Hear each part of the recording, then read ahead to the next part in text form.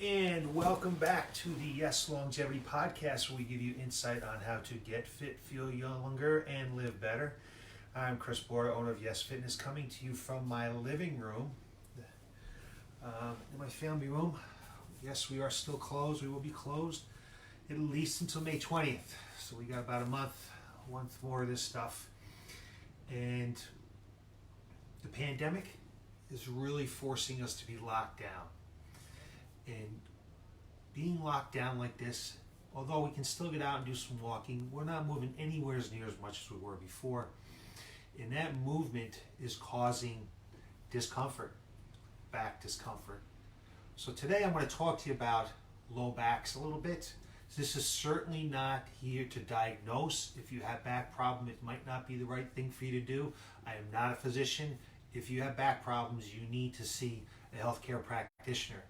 But if you just have some general stiffness and you find that your body is tight and not moving the way you thought it should be moving, certainly happens as we age, here's some stretches and exercises you can do, just a little routine you can do. Before I do that though, what you really need to understand is how the body is designed, how it moves and how it functions, and why we're going to do what we're doing. Because we're really not going to do any back stretches or back exercises. We're going to address the hip. So why would we be doing that? If you take a look at how the body is designed and how it functions together, the ankle joint is designed to move a lot. It's supposed to be very mobile, okay? The knee is supposed to be very stable. The hip needs to be very mobile, 360, moves all around, right? But the lumbar spine, your low back, is supposed to be very stable. And that's what the core is supposed to do. It's supposed to create that rigidity and that stability. So we do not really want to be moving and twisting the lumbar spine. The 5 vertebrae in the lumbar spine are actually only designed to move a total of 13 degrees. Pardon that noise, we're getting a little thunder today. But only a total of 13 degrees. So that's like each vertebrae about 2 degrees. Think about that, 2 degrees. We know what 45 degrees is, right? 90 degrees, 45 degrees, 2 degrees. So you really shouldn't be turning and twisting your lumbar spine. So that's supposed to be very stable. Then your thoracic or your T-spine is supposed to be very mobile, and then your glenohumeral joint is supposed to be stable. So what happens in the body many times, more often than you might think, is as a joint does not move the way it should move, it causes pain and discomfort in the joint above or below it. So, for example, if the ankle joint is not moving the way it should be moving, okay, that's why we do ankle mobility drills, the knee joint can start to have pain. So, with the hip, if the hip is not moving the way it should be moving, if it doesn't have that mobility and fluidity that it should have, it can cause knee or low back pain or lumbar pain. So that's why we're going to address the hip today. Because the hip in many instances is the root cause of the problem for that low back. Now these things aren't going to happen overnight. You're not going to just all of a sudden wake up and say, oh my God, my back never bothers me anymore. But you will see a gradual decrease in the amount of stiffness, pain, discomfort that you might be experiencing in your back. But before we get on to that, the first thing we need to do is we're going to do a little self-myofascial release. We need to do a little bit of massaging. The muscles, just like if you go to a massage therapist, we need to make sure that muscle, we're going to try to improve the density of the muscle. We don't want it to be as tight. So if you think of your muscle as a shoelace, there's a knot in that shoelace. You go to stretch that shoelace, what happens? The knot gets tighter. So we need to try to get rid of those knots. So I got my little foam roller here. I'm going to go through a couple of foam rollers with you. We're going to do the piriformis, the glute on the outside. So we get up on the foam roller. A very common mistake is people will cross your right ankle over your left knee and they will roll the left side. Whatever knee is crossed over, that's the side you should be rolling. So you want to just roll right along here, okay?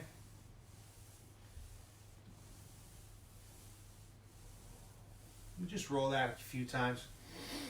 6 or 8 times. You find a spot that's a little bit more discomforting than the other spots, just hold it right on there. Just press down on there for maybe 30 seconds. So we want to get the outer part of that hip okay? We also want to get the front of the hip. So we get our foam roller, and we're just going to get in the front of the hip, way up near the hip bone. Make sure I stay on my camera here. And way down onto the thigh, because those muscles in the thigh do innervate or attach above the hips. So once you've foam rolled that hip region, it's time to move on to a few stretches, okay? The first stretch we're going to do is we're just kind of do a little bit of a warm up for the hip. So we're going to lie down on your back, cross your right ankle over your left knee, and you're just going to wiggle that leg a little bit, okay? You do that 8 or 10 times. Then you can take your hand and press on that some. Just give it a little push. Just trying to get it to move a little better.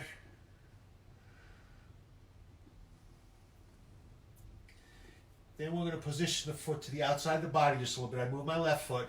I'm going to pull this knee down. And now we're going to pull that knee up towards the opposite shoulder. Just give it a nice tug. Just a little stretch on that piriformis. You'll want to do that about 10 times. Each time you stretch, get a nice exhale. It'll help your body move just a little bit further. And then finally, in a figure 4 position, we'll take the right hand and bring it between the legs, grab the left thigh, and just pull it in. Nice and easy, and hold that. Exhale. Hold this for about 5 breaths. Getting a stretch all on the outside of that hip, right? The outside of the hip needs to get stretched. So you want to do that. You want to do that on both legs, both sides, okay? From there, you can go ahead and have sit up. We can just get into an old butterfly, okay? So we're just going to get in this position again just to warm it up. We're just going to push those knees down. A little active movement here, about 10 times. Just grab your ankles just softly and then just push your elbows and exhale. Let's push down on the inside of those thighs a little bit, right? So you give that push about 10 times as well. Let's just keep everything 10 today. It'll be easy for you to remember. You can do this routine before you work out, after you work out, once a day. It's not going to hurt. You're probably not going to overdo it if you do this, right? So once we've done our butterfly, you can actually just take one hand, give a little press, really press down there. Try to open that up some. You might want to do that about six times on each side.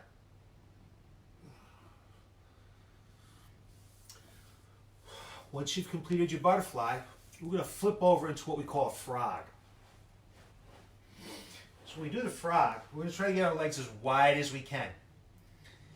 And you notice my foot, my shin goes straight this way, and my foot's pointed out. And I'm going to get up on my hands here a little bit, and I'm just going to push back. Exhale, rock back some. You feel a whole lot of stretch on the inside of this thigh. Grab that about 10 times. Then I'm going to switch it up just a little bit. We're going to bring our feet together. Drop down onto your elbows. And now push down and sit back. Nice exhale each time.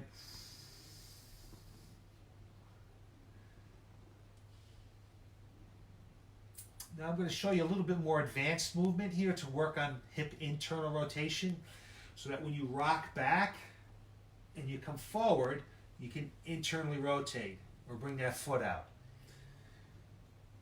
It might seem counterintuitive telling you to bring your foot out, and that's working on internal rotation, but the internal rotation of the femur is what we're working on, and that's something that a lot of people need.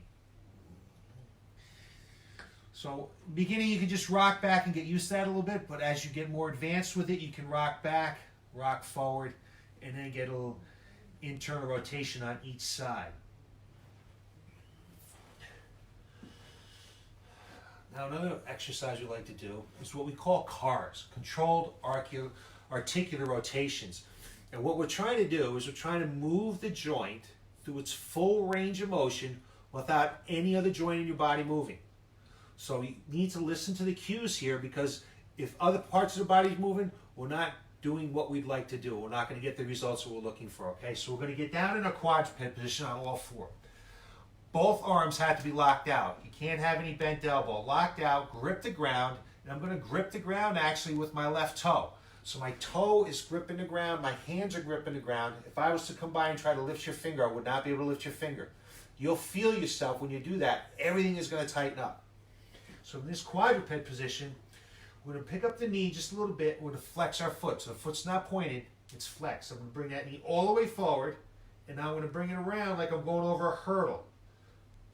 Nice and slow, trying to get a full range of motion. Elbows locked out, hands gripping the ground, hit hip extension, and come on forward again. Go all the way around. So if you can focus and take a look at my low back, what I'll do is I'll do the other side so you can see that my back doesn't move or twist. I don't pivot on my support leg. So here we go. I'll show you one more time. I'll do my left leg so you can watch my low back. Okay, so we're here, going around, all the way around. So you go forward a couple of times, and then you reverse that a few times. So those are hip carves, okay? I'm going to do 4 to 6 on each side, going each direction. Really get those joints to move the way they should be moving, the way we want them to move. And then I'm going to finish that up with just a basic hip flexor stretch. So we're going to come up onto a half kneel position. Again, my back toe is gripping the ground and my front toe is gripping the ground. I like to make sure that this butt cheek is nice and tight. Why do I want to do that? So if my butt cheek is tight and I come forward, my back doesn't arch. If this isn't tight, I'm going to go like this. We see a lot of people get way down into this stretch. Really not necessary. Stay nice and tall. Make sure this is tight. Grip the ground with your feet. Come on forward. And you're going to feel some stretch right in here. We know we're sitting a lot these days, right? This angle here in the hip is just being drilled into our body's memory to be like, right? And that fascia is getting used to that position. We need to open this up. Very important stretch, nice hip flexor stretch. You can hold it for 30 to 60 seconds, or you can exhale and rock forward, make a little bit more mobility, a little bit more mobile, but you want to go both sides like that. So there are some basic mobility drills that you can do for your hips that will in turn reduce the risk for low back pain or injury, or maybe even help eliminate some of your low back pain or injury. So I've got 2 more stretches for you that are a little bit more advanced. So you might want to make sure that you do this other stuff first for a few weeks till you start to move and feel better, and then you can move on to this. The first one is called a bretzel, the bretzel 1. Now the reason why I'm showing you this, you'll say like, oh, you're not really working on the hip. If you understand the fascia of the body, your body crisscrosses, okay? So this fascia in the front of your body comes up across to this side of your body, and then this side all attaches and come across. The same thing happens in your back. The fascia in your on the back of your right shoulder crosses all the way down into your left butt cheek, into your left leg, okay? The same thing on the other side. So we want to just try to stretch all that fascia together, because that's really how it moves and functions, together. So I'm going to grab a pillow, because you might want to use a pillow for this. So on the bretzel, we're going to lie on your side, okay? Just want a pillow underneath your neck so your head's just not rocking down onto the ground here, okay? So we got a bretzel. The top leg, we're going to grab from underneath our left hand, okay? And then the bottom leg, we're going to grab at the ankle with our top hand. And I'm just going to try to pull on this, both hands pull nice and easy, and then exhale. And try to drive that right shoulder to the ground while I'm pulling up with my bottom hand. If you look that direction, it'll help you turn a little bit and twist. So what's happening here? All the fascia in the back of my backside here, up across my back, is being stretched, as well as on the bottom leg, this front fascia all the way up to my chest, and it's going to stretch because I'm trying to twist my thoracic spine. So going to do both sides like that. You want to try to exhale 5-6 times on each side. That'll be about 30 seconds on each side. Bretzel's a little bit more advanced. It's hard to get into the position sometimes. You can't grab that foot with your hand, but remember, it's the top leg the bottom hand and the bottom ankle with the top hand. And twist and exhale. Exhaling, very important. It will help you move better. That's a Bretzel 1. So now with a Bretzel 2, what you want to do is you want to get your thigh parallel to the wall in front of you, okay? And in that back leg, this hip is opened up and both knees and both hips are at 90 degrees, okay? You want to stay up nice and tall because we don't want to have any kind of lumbar flexion here while we're twisting, right? Just explained in the beginning, we don't want to twist at the lumbar spine. We're going to take our hands out, and right now you can see that my chest is facing this way, but my leg is facing that way. I'm going to take both hands about a foot, foot and a half out in front of my body, okay? And I'm just going to exhale and relax into it. And I'm going to start to try to get my chest to turn from here to turn forward like my leg is. Just a little exhale, make sure both arms are nice and straight. Now to advance this just a little bit, okay? Because right now what's happening is the fascia in my backside all the way up across my shoulder is being stretched on both sides. I'm going to take the hand that's in front of the knee, I'm going to place it underneath the other hand, okay? Both arms are straight. Back is flat. I'm going to exhale, and I'll bring my chest forward a little bit. But I can only go as far as I can keep this elbow straight. If this elbow bends, not doing what we need to do. We're not getting the fascia stretch that we want to stretch. I'm going to keep that arm straight. Come forward. Turn to the side a little bit. With your head. That'll help you get that twist. And you'll feel that whole back, all the way from your shoulders, all the way down into your backside, into your leg, stretching. So those last two are a little bit more advanced. You want to make sure that you've got moving a little bit before you jump into those. So there's some things that you can do right here, right now, in your house. We have the time. We're locked down to help with low back. Get those hips to move better. I know you're going to feel better. Because when you move better, you feel better, you perform better, and you get better results. If you're looking for help, okay, we do remote coaching. We do virtual coaching with people. We can set up a program for you, give you support, live coaching, nutrition, stress, all that kind of stuff to help you get the results you're looking for from the comfort of your own home. So that's it. That's all I got for you today. You can look for more information and more insight on how to get fit, feel younger, and live better next week from me right down here at Y.E.S Fitness. Thanks for watching.